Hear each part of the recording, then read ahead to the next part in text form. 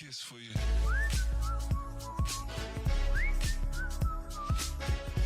All right, so for you, it has been a week or maybe a little bit more, and for me, it's been about almost a month since I've been moving. Multiple people, me and a couple other people. So I'm in a new house now. Hopefully, it's not too echoey around here. Everything should be back to normal soon. I might put in some soundproofing. If it is too echoey, who knows? We're talking about Rune Factory because this is a game that I recently got, and my primary reason for getting this game is because of, well, obviously the title, which is that if you hate farming and hate farming games, you should play this game, because unlike what you may be expecting from this game, this Rune Factory game is not a farming game. This is not a farming sim. This is not a sim game in general. This is, I would actually say and argue, more like a village or base management game, plus some social sim elements, combined with an action combat RPG framework. Now, really, kind of those are like the three pillars, but I kind of want to emphasize the fact that this is not like a Story of Seasons or a Stardew Valley kind of thing where farming is the main objective and the main thing you're doing. It is not. And we'll, I guess, get into that as kind of the starting point here. And the reason I want to start with that is because a lot of people may be thinking that this game is a more farming-focused game, like maybe other Rune Factory games had been. It is not. In fact, you'll be able to understand that quite quickly as you see some of the footage of how the farming in this game actually works. So this is not a farming RPG. This is primarily, farming is being used as effectively a way to gain money in the game, and there's a bunch of other ways to gain money. I would actually describe the way farming works in this game more similar to something like a Satisfactory or automation type game, rather than something like a farming RPG. And the reason I say that is because the annoying parts of farming are not present in this game. Things like needing to fill up your watering can don't exist. Your watering can is infinite.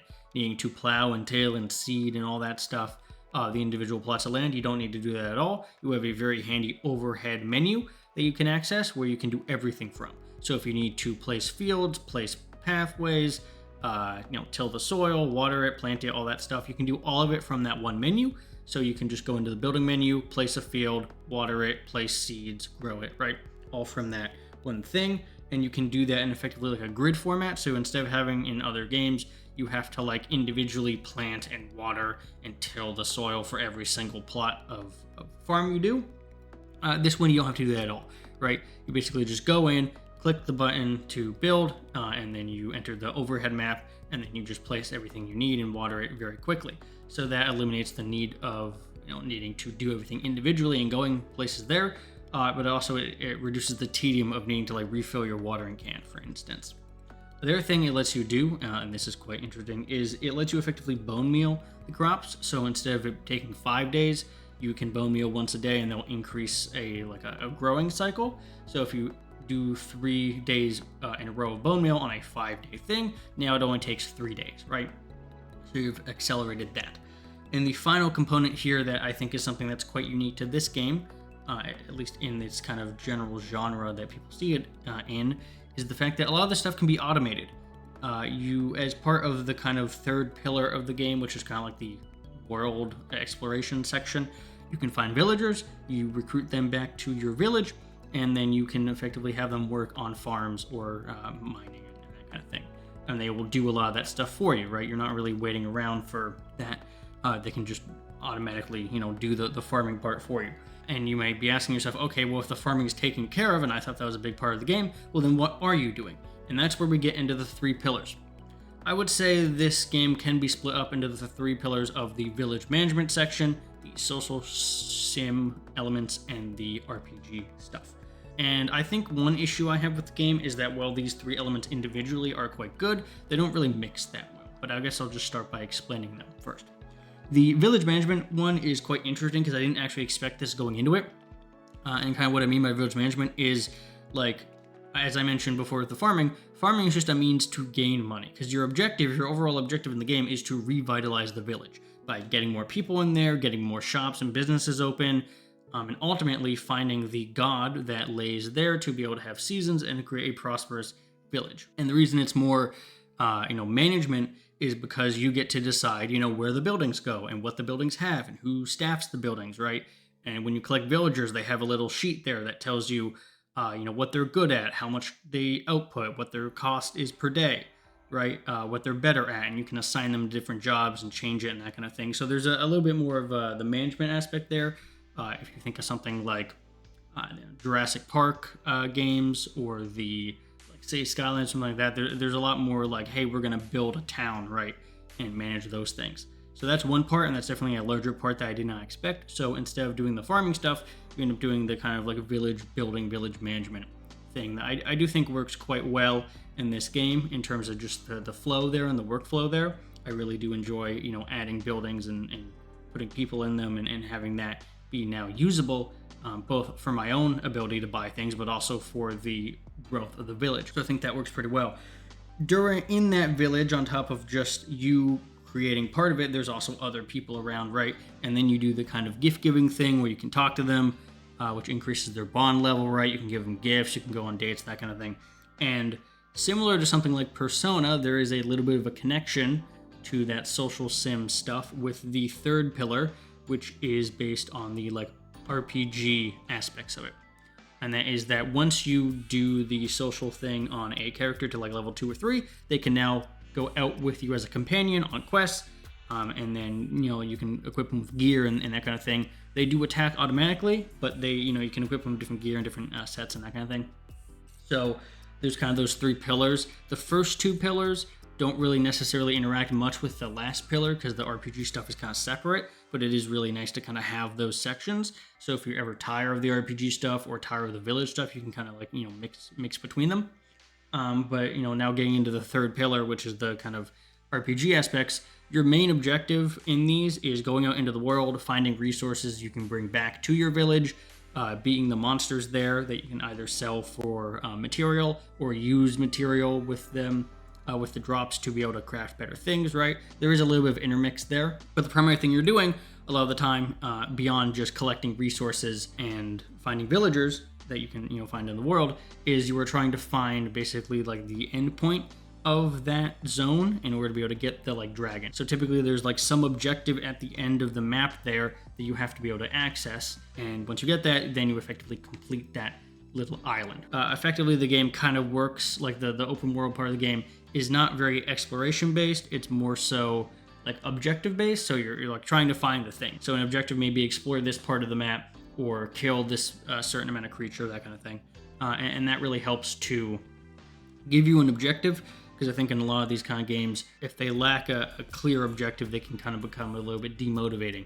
So I do like how, the main story will always take you and force you down the path of doing the objective, which I do really appreciate. But the thing that kind of comes out of that is that, you're going out into this world, and you have, your companions that you've recruited from the, social sim stuff, and they're going out and they're fighting with you, right? And you're beating these mobs, and this is action combat. It's pretty good, generally speaking, I would say, the action combat in the game. You have your basic attack, you have your like charged attack, you have your little drum there that you can add different effects to, and then you have kind of your like special abilities. You can have up to 4 of those, and then you can have obviously on your like weapon wheel effectively some other ones that you can switch between. So there is a good amount of that. There's also a dodge, obviously your other NPC companions. So there's a decent amount of options there for the combat and that kind of aspect of it. There's also a decent amount of skills. Like this part of the game really is an RPG part, so there is skills. And the way the skills works is quite interesting. I don't think this is super common. You have 2 different kind of buckets for skills. You have general XP that can be spent on any category, and you have thing-specific XP. So like foraging, gathering plants and stuff could have different XP than like blacksmith, or right? Kind of like a job system.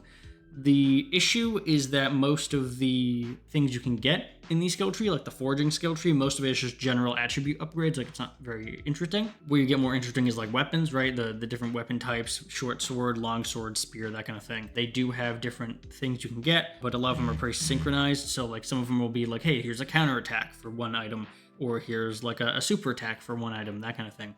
So they're pretty homogenized, but it is nice to kind of go through that and figure out what you want. So I would say that's definitely a benefit to having a skill system like this in this game.